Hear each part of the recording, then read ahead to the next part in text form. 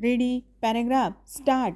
माननीय सदस्यांनी आपला प्रस्ताव मांडताना विनाअनुदान तत्वावर चालणाऱ्या शाळांच्या बाबतीत ज्या सेवा शर्ती व नियम आहेत त्याबद्दल साधार भीती या ठिकाणी व्यक्त केली.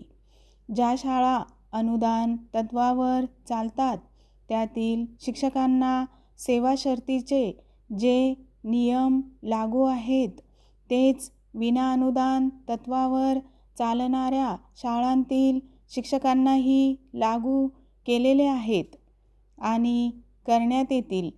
वेतनाच्या प्रश्नाचा थोडासा विचार करावा लागेल, कारण या शाळांना शासन अनुदान देत नाही, परंतु समाजाच्या सहकार्याने, समाजातील धनिक वर्गाच्या सहकार्याने त्या शाळा चाललेल्या असतात.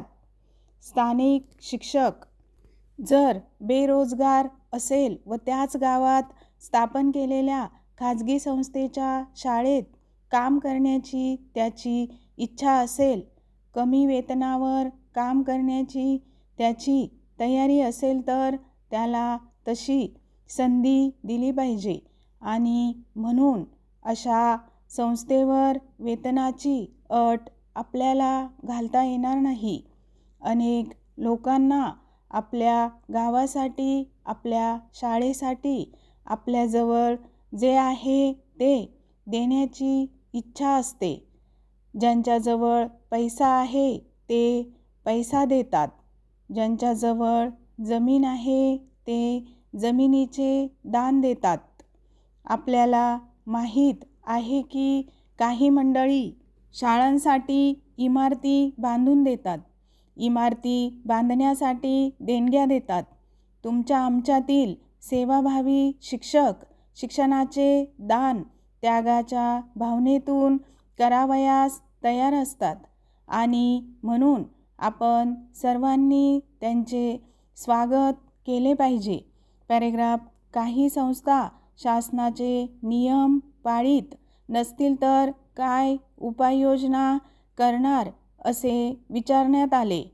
विशेषतः विनाअनुदान तत्वावर चालणाऱ्या ज्या शाळा आहेत त्यांपैकी एखादी शाळा शासनाचे आदेश पाळीत नसेल तर शासन काय कारवाई करू शकते असा प्रश्न उपस्थित करण्यात आला.